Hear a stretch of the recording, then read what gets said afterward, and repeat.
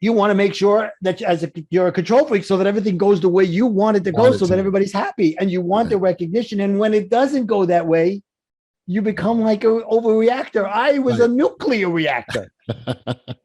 Wow. Right? So I read that. I was like, wow, you mean I don't have to have the world on my shoulders? It was as if this man, Don Miguel Ruiz, had told me a secret that everybody in my life had been telling me forever. But until that moment, I wasn't ready to hear it. Right. Oh, the light has shone and I get it now. Yes. And that started my journey. I went to that first weekend and they said to me, you don't have to continue to be who you think you have to be. Let's create who you want to be.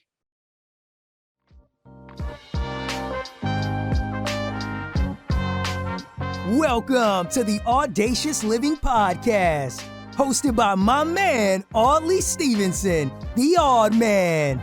He'll unpack wisdom and insights from a cross-section of top quality performers in business, media, sports, entertainment, and lifestyle to uncover key elements to help you live your best audacious life ever. So without further ado, here is the Odd Man. Greetings and salutations, folks. It's Audley Stevenson, and I'm back with another edition of the most audacious podcast the internet has to offer. This is the Audacious Living Podcast, and as always, it's an absolute pleasure to bring you another audacious, informative, action-packed episode. At the same time, we're still continuing our goal of helping our listeners live their best audacious lives ever. Welcome to episode 206. And if you're a regular subscriber of the podcast, you know we're all about helping people get better. And if you're that type of person who or knows of someone who easily falls victim to negative thinking or worry, then this is the episode for you. Martin Salama is today's guest. He's here to share his personal story about how he had to work through negative thinking to help develop something that he calls the Warriors Code. It's a total mindset shift that he's used to refocus his thinking, to move it from lack to abundance, helps him how to enjoy life, as well as the ability to live incredibly full every day. It's a great chat that I'm certain that you'll all enjoy. So without any further ado, here is my conversation with Martin Salama. Enjoy. Hey, Martin, thank you for joining me today here on the Audacious Living Podcast. It's a pleasure of you to make a time like this. Thank you. Well, thank you so much, Audley. I love your name. You're so audacious. It's in your name. Oh, I'm excited to be here. You know, and obviously things are just meant to be. I remember kind of going through the process, and even when I started the podcast, Martin, it was at a time where, you know, COVID kind of took everything from everyone, and I wanted to do something that was substantial, had meaning and value to me. And I said, hey, let's do a podcast. And then you get to okay, what do you want to do a podcast about? And I started to sort of think about, okay, what things mattered to me, what were important to me, what had value. Because anything you do that means something to you, it's gonna certainly you're gonna be more passionate about it. And exactly. I started to do some kind of analysis of my own personal life. And on the strength of every victory, every major accomplishment, every success, somewhere along the line, I demonstrated some form of audacity and didn't even realize it. I didn't label it. I didn't know this is what it is. I was just doing it, operating naturally. And everything else fell into place, and here we are. It sounds like when you were born, your parents knew something about you. They did. That name. They knew you were going to be audacious. So there it is. Ironically enough, Audley is actually my father's name, and I'll tell you, he's pretty audacious too. So it runs in the family. That's great. I love it. Well, I'm excited to be here with you. Great, thank you. And I'm excited to hear all about, you know, living incredibly full every day, which is the Warriors L.I.F.E code, which is something that is very passionate and near and dear to you. And so perhaps as a starting point, we can get you to describe what the Warriors L.I.F.E code is all about and how you got it started. Sure. So as you said, the Warriors L.I.F.E code is about living incredibly full every day. I live incredibly full every day. And that came from things that had happened in my life over the first 50 years of my life that got me to that point to finally said, I got to figure out what's going on here and make some changes. And even then, it took me a couple of more years till I developed this system of living incredibly full every day. And it all came about. And I'd say really the best part to start would be in 2008 when the financial world fell apart. My wife and I were working on a project for 5 years to build a multi-million-dollar health club and tennis center out by the Jersey Shore. And it took us 5 years because you had to find the land. We have to get negotiate. We had to then get a feasibility study and then find the architects, engineers, go to the city and then say, oh, you need to do a civil engineer. We need to know about the parking and blah, blah, blah, and all this other stuff. And 5 years and $3+ million later, we finally got all the approvals. We're like, okay, great. Let's go back to the bank. And in 2005, 6, 7, I go to them. I go, we're almost there. They go, well, come back when you're there. We're lending like crazy right now. In 2005, 6, 7, it was like Costco in the bank. When you go to Costco and the lady's sitting on the end of the corner and she's like, taste this. They were giving samples out like it was Costco samples. I love it. I love it. You'd walk into the bank. Oh, you want to refi? Great. When did you finance your house? 2 years ago. It was 500. Well, we'll give you 800 now. Oh my goodness. That's what the way the world was. Yeah. Who knew what that really meant? Who understood it? We were just going along for the ride. Living life, right? Enjoying it. So here it is. It's 2008, the summer of 2008. I go and I go, we did it. We got everything. We're ready to go. And they're like, yep, we're not lending. I'm like, what are you talking about? Well, things are slowing down. It's catching up to us. I'm like, all right, what am I going to do now? And I'm like freaking out. Comes to September 2008, Bernie Madoff, subprime loans, everything falls apart like a house of cards. Yes. Right. Who knew that there was no real foundation there? Who understood that? Right. And as a result, I found myself on the bottom of the house of cards. Got you. And I woke up and I had nothing. The $3.5 million of my money and other people's money were gone. Wow. Right. Nobody was lending. And I was in a major depression. And it took me about a year to get out of that depression. Right. It was situational depression, obviously. Sure. But I thank God I didn't do anything drastic. But I was in a bad place. Right. And over that year, I went to some therapy. I went to some coaching. And about a year later, I said, okay, what do I want to do now? I got to start from scratch. I got to rebuild myself. So why not reinvent myself? Mm-hmm. And I looked back over my life and I realized the times that I was most successful was and happiest was when I was involved in community events as a leader. And the leader is the guy that has the people come in and they all say, oh, I don't know if I can do what you're doing. No, I'm not asking you to do what I'm doing. I want you to do what you can do. That's right. Right? How much time do you need? I can give you like 2 hours a week. Okay, great. And I would show them what they can do with that time. And I realized I was showing them their potential. I was a life coach. So I said, oh, that sounds interesting. Let me do that. Right. And about 2 months before I was going to start my life coach training, it was my 24th wedding anniversary, which happens to fall out the day after Valentine's Day. Okay. It's my 24th wedding anniversary. My wife tells me, I'm done. I want a divorce. Now, I should have said something, and I didn't get you anything like that for our anniversary, but I didn't. Right. Good idea. It would have helped the situation, that's for sure. But I was kind of depressed. And, even though I knew it was coming, it didn't feel real. I was mad. I was upset. I was sad. I was afraid. Every emotion you could think of, I had. And I didn't know what I was going to do. Mm-hmm. And then I realized, what? I got to figure this out. I got to move forward in my life. And it took me a while till I finally moved out. I'm going to be honest with you. Yep. That's how much I held on to it. Yep. And that was and now I could look back and realize it was because of my own lack of self-worth, lack of self-confidence, and fear that no one would ever love me because I didn't even like myself. Why would anybody like me? Right. Got you. Yeah. Yep. So I said, okay, well, I'm planning on going to coach training. Maybe this is God's way of telling me this is what you got to do. You want to be a coach? You got to figure yourself out. As a matter of fact, I was telling somebody yesterday, when I told one of my sisters I was going to become a life coach, they go, you're going to be a life coach. I love it. I love it. I love your loved ones, don't you? Sis. Your family always tells you the crap, right? You gotta love your family. Gotta love I them. love it.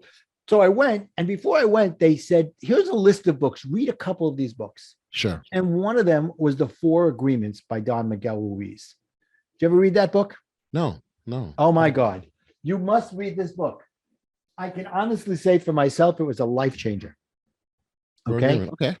And one of the agreements, agreement number 2 is don't take anything personally. Gotcha. Okay. So I was like, what do you mean? Don't take anything personally. That's what I do with everything. Right. How is that possible? That's impossible. How do you not do that, right? How do you not do that? I mean, I looked at my life, and as I was going through this now transformation, I realized that I had a very short temper. I was a control freak. I needed recognition for every moment. And I was, at the core of it all, I was a people pleaser. Gotcha. And the crazy thing was, I was pleasing no one. Nobody. That's a very unique combination that you have there, being a people pleaser, control freak, got anger issues. That's a very unique combination. That makes But sense. if you think about it, as a people pleaser, you want to make sure that you're a control freak so that everything goes the way you want it to go, so that everybody's happy, and you want the recognition. And when it doesn't go that way, you become like an overreactor. I was a nuclear reactor. Wow. Right? So I read that. I was like, wow, you mean I don't have to have the world on my shoulders? It was as if this man, Don Miguel Ruiz, had told me a secret that everybody in my life had been telling me forever. But until that moment, I wasn't ready to hear it. Right. And, it's as if walking into Yankee Stadium and the lights are off and someone flicks them all on. And it's like, whoa, the light has shone and I get it now. Yes. And that started my journey. I went to that first weekend and they said to me, you don't have to continue to be who you think you have to be. Let's create who you want to be. I was like, that sounds interesting. Yeah, it does. Very. Yeah. And that started my journey. Well, first of all, congratulations on getting on that path that you get to, because as you know, Martin, people will go through their entire lives and never come to the realization that you came to, which is why the work that you're doing is so important, because what we're trying to do, and myself as well, is getting people on that pathway to success, to be their best audacious selves, to live full every single day. I mean, that's what we're looking to do through our own unique ways. So congratulations on the work that you've done there. Thank you. The realization process, I guess that must have been eye-opening for you when you saw what was happening inside of you. And maybe, and again, you comment on this, but when you start to look back on past situations, you realize how much you didn't help the situation by your reaction. Oh, no question about it. No question about it. I can look at times in my life that I can now say were defining moments. Right. And say, I had a decision to make at that moment. Right. And looking back now, at the moment, you don't realize that it's a defining moment. You just think you're making a decision. But it turns your path. It does. And it could turn your path in a 180.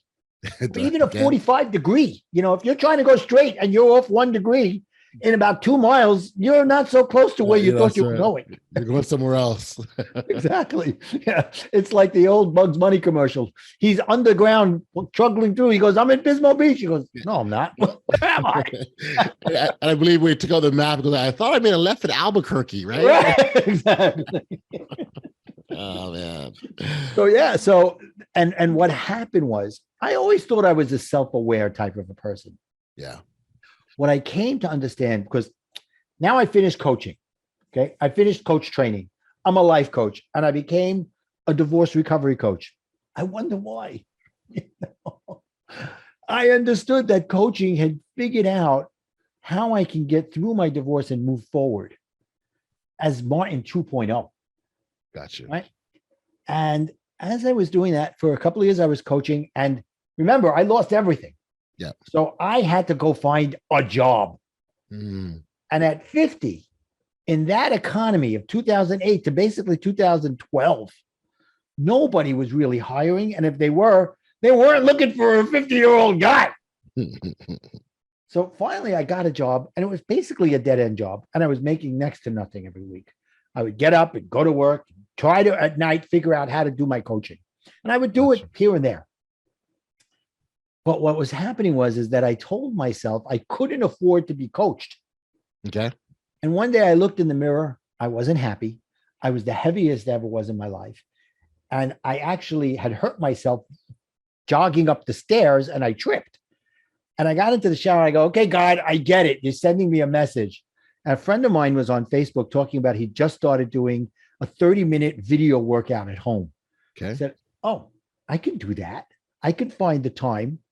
So I started with that and he started coaching me on the workouts and we went a little deeper after that.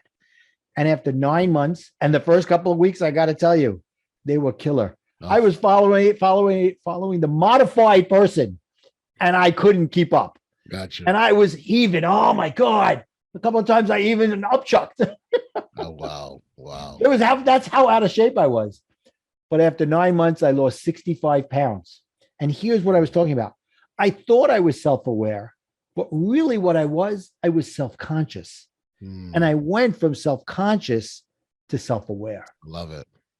Yeah. Love it. And most of your people out there to say, is there really a difference? There's a huge difference. And here, I want to show you something. I took my course and turned it into a card deck. Okay. Right. And I actually also just turned it into a book.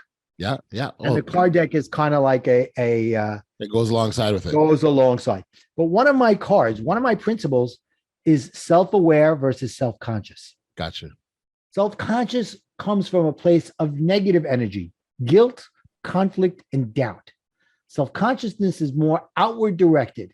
It's being more concerned about what others are thinking of you and how the situation is going to affect you. Mm-hmm. You probably react to uncomfortable situations instead of respond. Bonding, right. Self-awareness comes from a place of positive energy, acceptance, contentment, and self-assuredness. Self-assuredness is more inward facing. You have an accurate and realistic understanding of how you respond to situations and how you feel about things.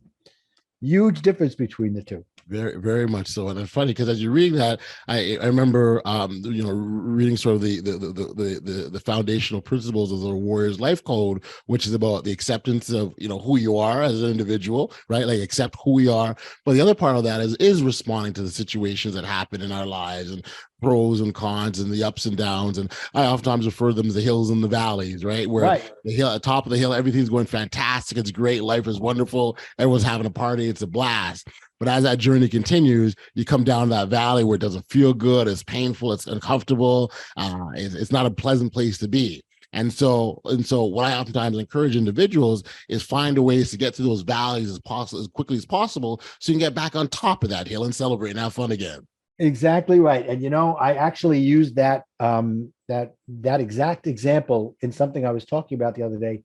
You're going to have peaks and valleys in your life. Yes. It's how quickly can you get out of the valley that makes the difference, right? And that's about learning to control your emotions and respond instead of react.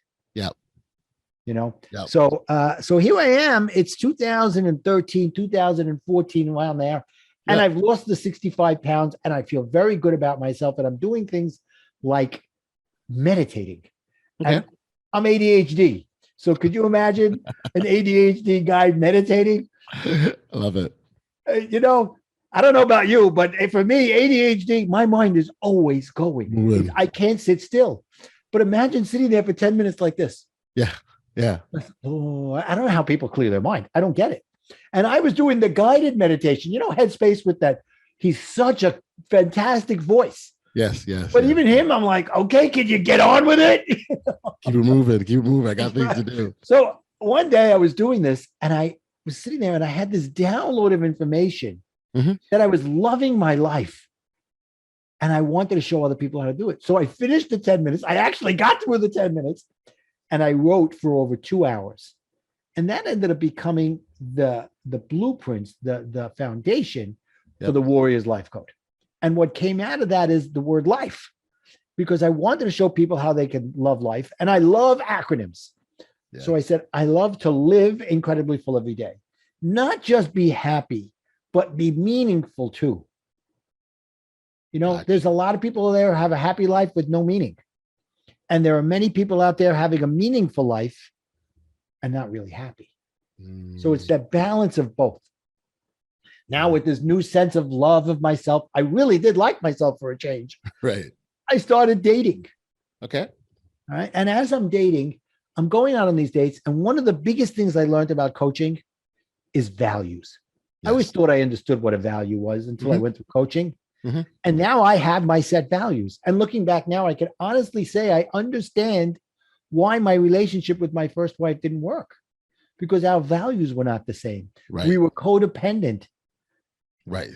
And as a result, it was doomed to fail. Even though we were married for 24 years and we had very many happy times together and 4 beautiful children together. Yep. And now, as we speak in 2023, I have 8 grandchildren. Wonderful. Right. Love it. But I have to tell you, other than my 4 children, the day she asked me for the divorce was the best gift she ever gave me. And to be able to say that now, that's powerful. It really is, because I'm guessing in the moment it didn't feel like that at all. Oh no. I was down for a while.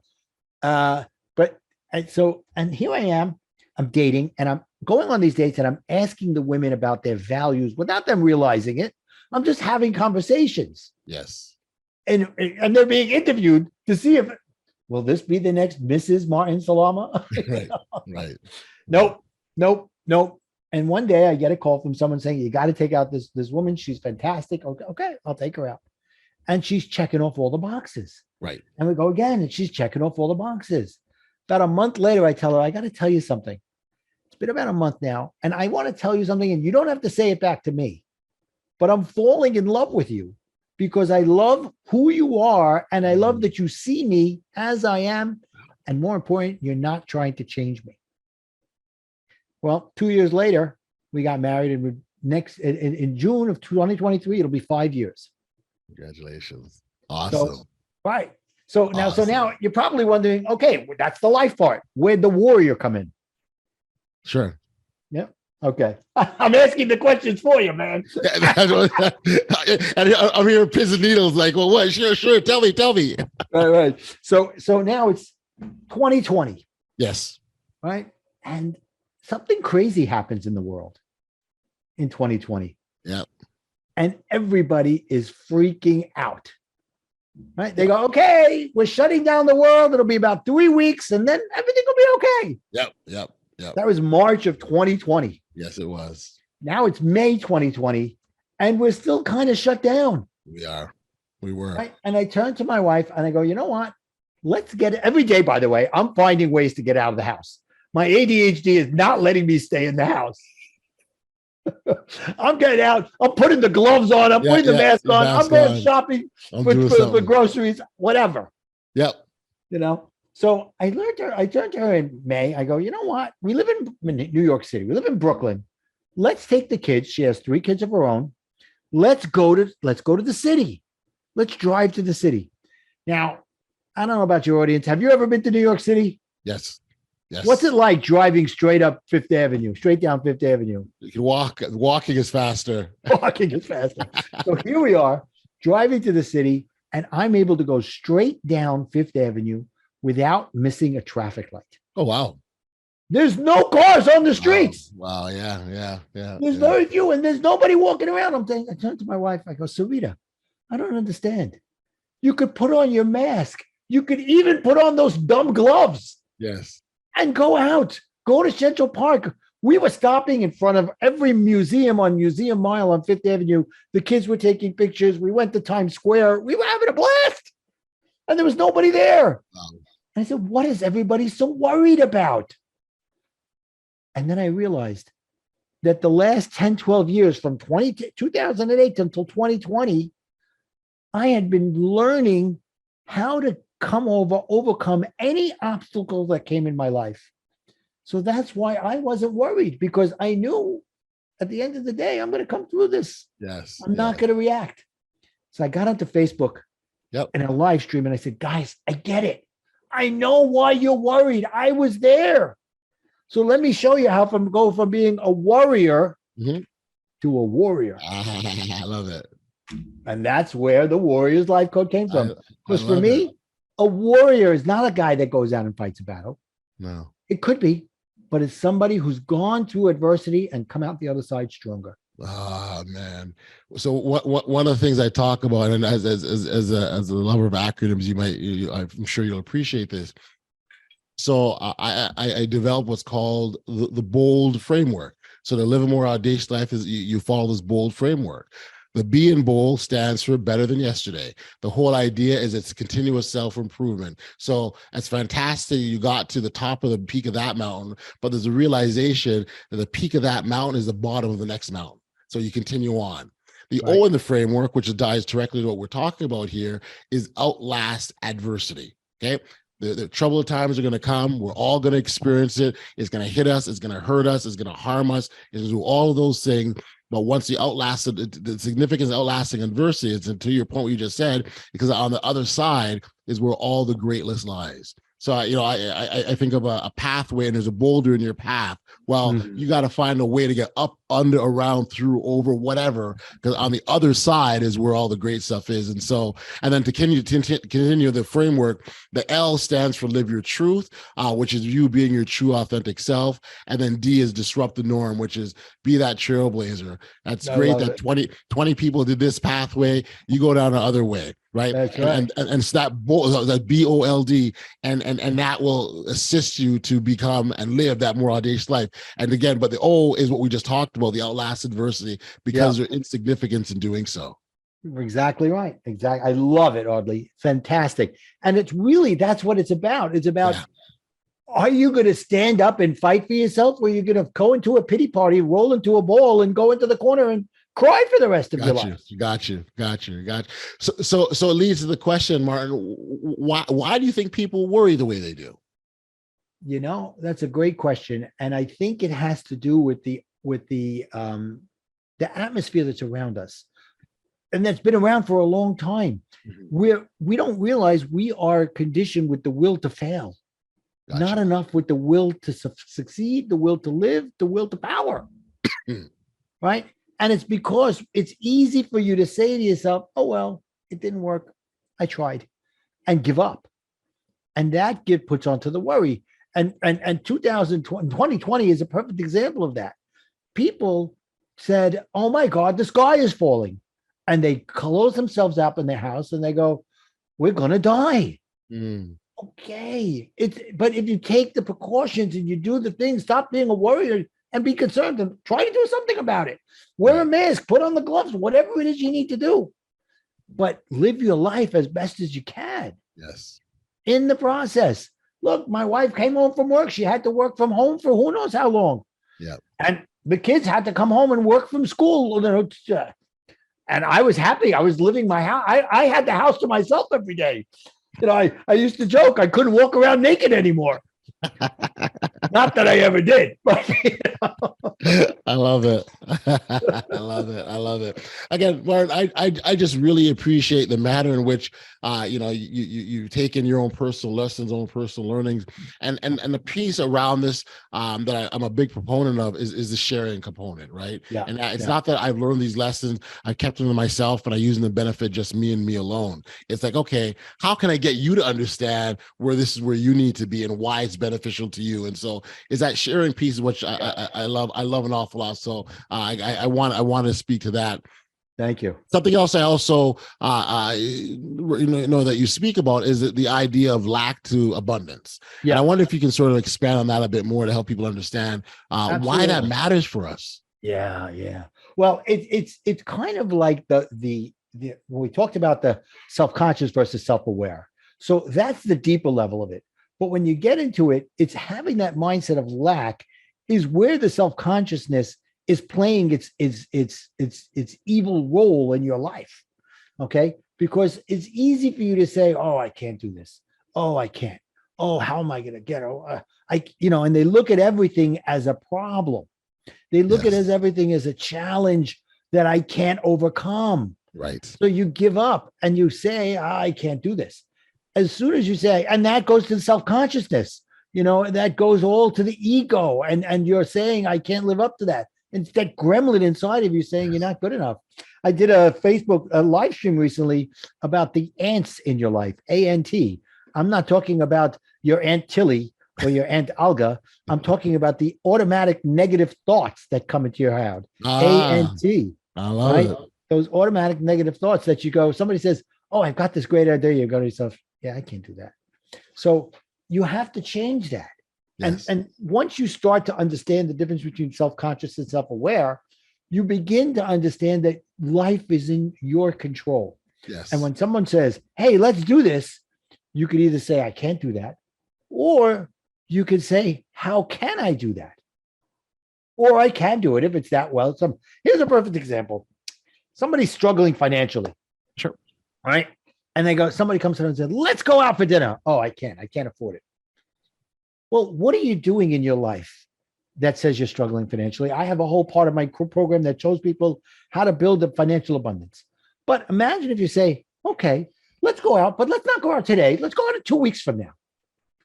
Okay. So, and then you have 2 weeks to say, how can I put aside some money so I can go out and enjoy life and enjoy being with my friend? Right. It's that simple. And you build on that.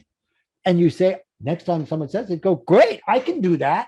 Yes. Part of my system is understanding that if you put money on the side for yourself every week into different funds, into different envelopes, even. Right. I want to do it that way. Yeah. And one is labeled fun money. Nice. So that when something fun comes along, you don't say, I can't. You go, great, I got the money here. Nice. Right. One is for charity. One is for big things, big purchases that come your way. Like I took my car a couple of years ago to the shop, thinking I was doing an oil change and whatever. I thought it was gonna be like $100. Goes me up and goes, yeah, you need this, this, and this. It's $450. Old me would have been, oh my God. The new me went, oh well. I looked in my things. I said, oh, big purchases. I have enough. There you go. I paid it from there. Look at that. Now it takes a little discipline. Sure. For you to say, okay, I'm taking out of my money, but you could start with less than, I do 40%. You can start with less than that.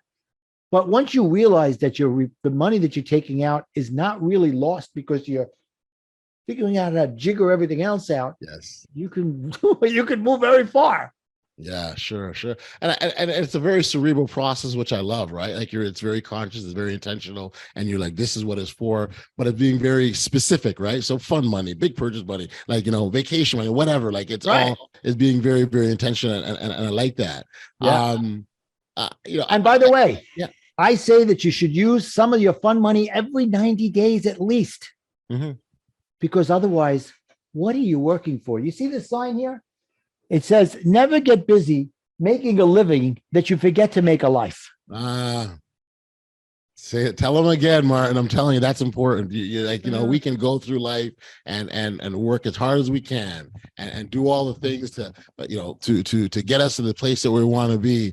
But if we're not enjoying ourselves, we haven't had fun, then what are we doing? Right. God forbid, when you're on your deathbed, you don't want to say, I regret missing that meeting. No, I regret not living life. That's it.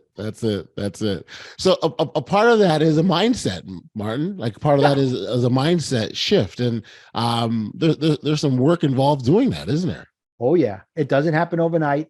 And you're going to have some setbacks, but you got to be ready for it. And you have to have, this is such an important part. I have something in my card deck, in my course, that I call the cycle of A's. Okay. You see it's a cycle, and it's a perpetual cycle. And it goes, ask for what you want. Ask the universe, ask God, ask whatever it is, whatever your higher power is, for what you want. Then act. Start doing the work to get it. It doesn't happen. The law of attraction is not, I'm going to think about it, and tomorrow I'm going to open up my door and there's going to be a pot of gold with $1 million and a leprechaun smiling in my face. It's just not going to happen. You got to do the work to get it. Yeah. And then here's the tough one, but it's the most important one. You have to have an attitude of detached emotion to the outcome. Okay. Because if you're desperate to have it, the universe is going to make sure you don't get it. Right. And then things will crumble, right? Because you're like, then what now? Because exactly. All this emotion was invested to the outcome versus an acceptance, of what, Whatever happens, And if happens. something goes along the way and it's not exactly as you want it to, you know what? It's God. It's the universe telling you, you need to make a course correction. That's I it. love it when someone says, I prayed to God and he didn't answer my prayers. He Mm. did. He said no. and oftentimes it's not even no, it's just not now. Right. Or Sometimes not it's in this now. way. What you want is not what's right for you. Correct. That's So right. why is it in a cycle? Because it's perpetual. Yeah. Perpetual motion. Once you're in there, it goes from ask, act, attitude, ask, act. It's all within itself. It all perpetualizes. So that's why I put it into a cycle. I love it. I love it. You know, Martin. So this is just certainly been an awesome chat. I'm glad we had an opportunity to dialogue like this. And I want to ask you one last thing before we go around individuals, whether you're living, excuse me, living incredibly full every day or living an audacious life, in either instance, you each just have that opportunity to make that decision, make that choice, right? It's a conscious choice that we have to make. And so for those individuals, that person that's out there listening now, that's there at that precipice, if you will, and they've got to make that choice, what's your message to them?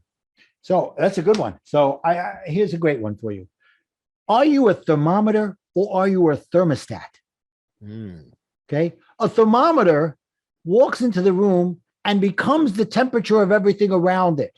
I love it. So if they walk into a negative room, they become negative. Right. If you're a thermostat, you are setting the tone for the room. Love it. So if you walk into a room that's down, move the energy up. Got you.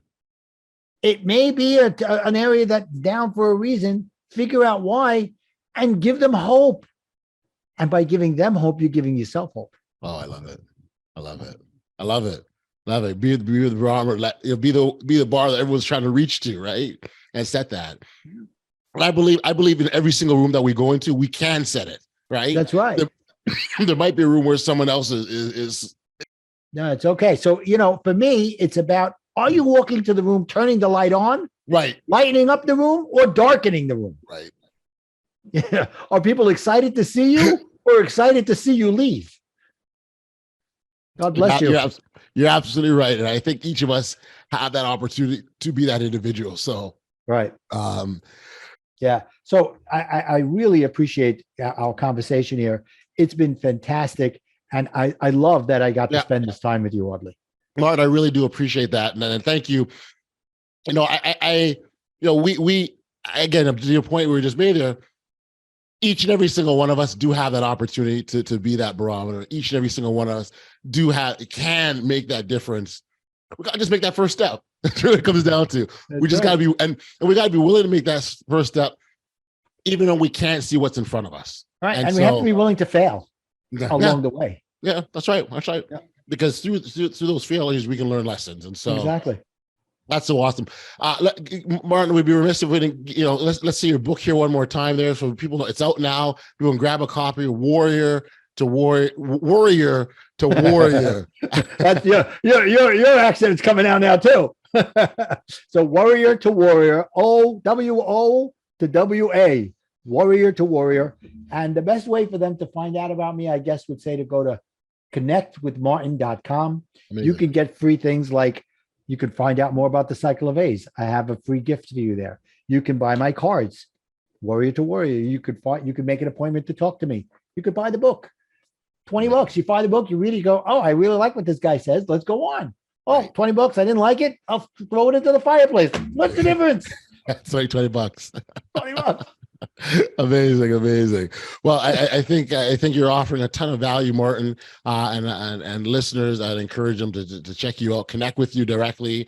The book, the cards, the coaching sessions, whatever. I think all three there's value in those. So thank you for this, Martin. I appreciate you being here on the Audacious Living Podcast. Congratulations again on all your success, and all the best, my friend. Thank you, sir. Have a great day and live incredibly full every day. I love it. I so love that. That's awesome. Back we are here on the podcast, and much thanks and appreciation goes out to Martin for being here and sharing his personal story. I think the Warriors L.I.F.E code is incredibly powerful and definitely in line with what we preach here on this podcast with respect to living our best life that we possibly can. So Martin, thank you so much for being here. I really appreciated so much of what Martin had to share with us today, but if I take one thing from our conversation, it would have to be this. In today's fast-paced, demanding world, negative thinking can easily creep into our minds, affecting our emotions, behaviors, and overall well-being. Whether it's self-doubt, pessimism, or dwelling on past failures, these negative thoughts can hinder personal growth, relationship, as well as our personal success. By consciously shifting our mindset towards positivity and eliminating negative thinking patterns, we can unlock our true potential and lead a happier, more fulfilling life. Here are the steps that we can take to embrace positivity and eliminate that negative thinking. Now, negative thinking tends to be self-perpetuating, creating a vicious cycle that traps us in a state of pessimism and dissatisfaction. It drains our energy, diminishes our self-confidence, and limits our ability to see opportunities and solutions. By recognizing the detrimental effects of negative thinking, we can motivate ourselves to break free from its grasp. The very first step in eliminating negative thinking is developing self-awareness. Pay attention to your thoughts and notice the patterns of negativity. Identify triggers that contribute to negative thinking, such as comparing yourself to others, dwelling on mistakes that you've made in the past, or anticipating future failures. By becoming aware of these patterns, you can now interrupt them and consciously choose a more positive perspective. Once you've identified that negative thoughts, it's now the important task of challenging their validity.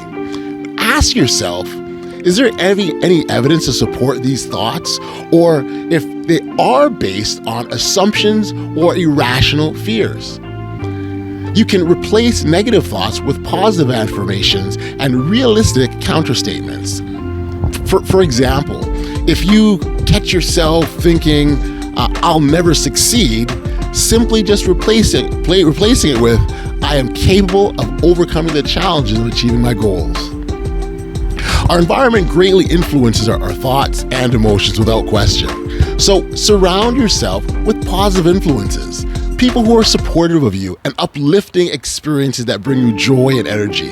Engage in activities where you can practice gratitude. Again, I talked about joy, and seek out inspiring content such as books, podcasts like this one, or motivational speeches.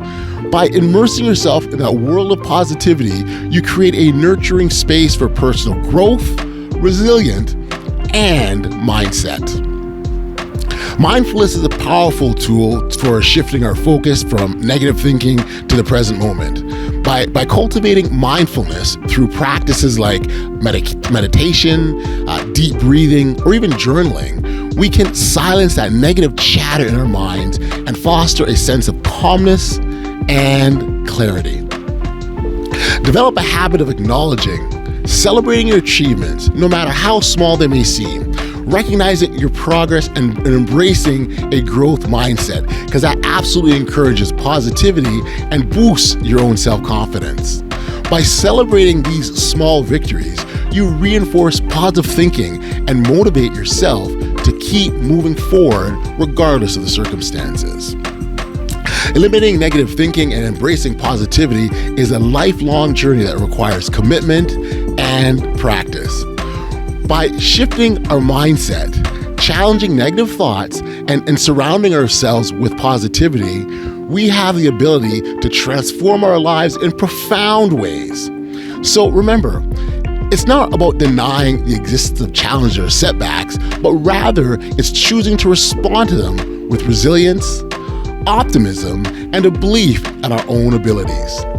Through conscious effort and a commitment to ongoing self-improvement, we are putting ourselves on the pathway to live our best, audacious lives ever. Hey, listen, if you haven't registered for email notifications of the podcast, please know that you can do so simply by heading over to bestaudaciouslife.com, and all you've got to do is enter in your email address, and you'll be alerted every time we've got new content that comes out. As always, I say thank you and express my appreciation to all those lovers of audaciousness and our incredible viewers and listeners that support this podcast. And I say thank you from the bottom of my heart, because without you, this wouldn't be possible. Until next time, stay safe, be kind, show love to one another, and be audacious.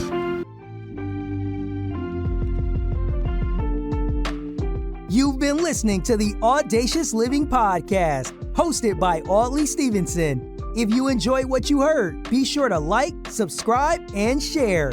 Until next time, be audacious.